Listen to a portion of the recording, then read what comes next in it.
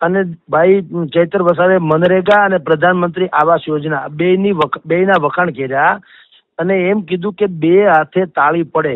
એ એટલા માટે કીધું કે નર્મદા જિલ્લાની 4 તાલુકા પંચાયતમાં આમ આદમી પાર્ટીની સત્તા આવી. એને એમ કીધું કે ભાઈ વિકાસ માટે અત્યારે સરકારમાં શાસકમાં ભારતીય જનતા પાર્ટી છે, વિકાસ કરવો હોય તો બે હાથે તાળી પડે ને. એટલે આપણે ભલે એમપી એટલે આમ આદમી પાર્ટી છીએ, પણ હવે સરકાર તો ભાજપની છે, તો એનો સાથ સહકાર લઈએ તો સારું. ઈ સેન્સમાં એને વખાણ કર્યા હતા.